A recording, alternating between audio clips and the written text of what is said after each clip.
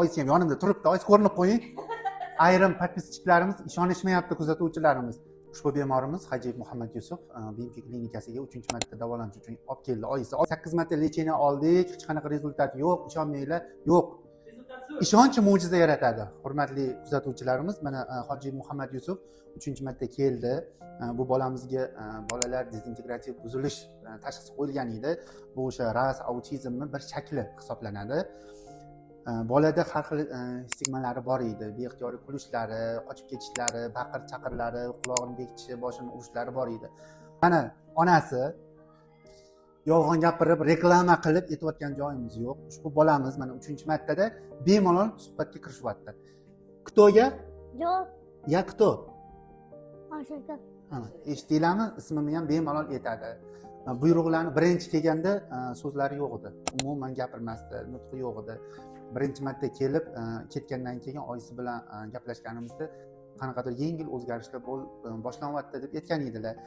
Ikkinchi marta kelganda bola ancha tinchlanib qolgan edi. To'g'rimi oyisi? 3-marta mana keldi, 3-martada so'zlari ko'paygan, o'sha hamma narsani biladi. Onasi kim, otasi kim, buvisi kim, dadasi kim, hattoki meni ismimni ham biladi. Men ismimni kimman deb so'rasam, ismimni ham aytib beradi.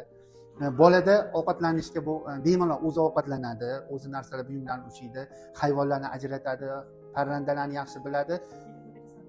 Sanashlar mana onasining gapi bo'yicha bemalol ana hamma harflarni tanyapti, sanayapti bola. Biz xursandmiz. Keyingi safarga to'liq gapirib ketganini diskussiya qilib ko'rsatib beramiz. Bu negativ podpischiklarimizga asosan aytmoqchiman.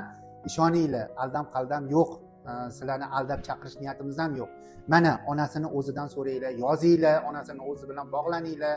Biz o'sha Instagramda nomerlarni qoldiramiz. Biz uyga har doim bemorlarimizga uyga olish uchun, davolanish uchun dori-darmonlar yozib beramiz. Shu bilan bir qatorda onasi juda punktualniy ona, dorilarni soati bilan ichiradilar. Keyin logoped defektologga muntazam ravishda olib borib shug'ullantiradilar. Bekor o'tirmaydilar, bo'ldi. 10 kun lecheniya oldim, uyga dori yozib bo'ldi, yetadi degan ona emas. Maqsadni to'g'ri qo'ydilar.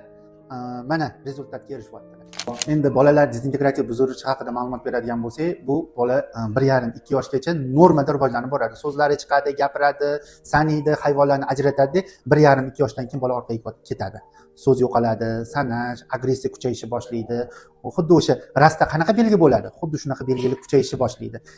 Stigmalari chiqishni boshlaydi bolada. Uyqusi kech bo'ladi yoki uxlolmaydi, ertalabgacha yig'lab chiqadi, kech yotib vaqtli turib oladi. Mana shu holat bolalar dezintegrativ buzilishi bo'ladi. Yusuf, скажи мама. Мама. Молодец. А папа? Папа. Где папа? Папа. Папа где? На работе. На работе? Папа. Молодец. Юсуф, а это кто? Это кто? Кто это? Это кто? Ya kto? Kto ya? Это кто? А зачем?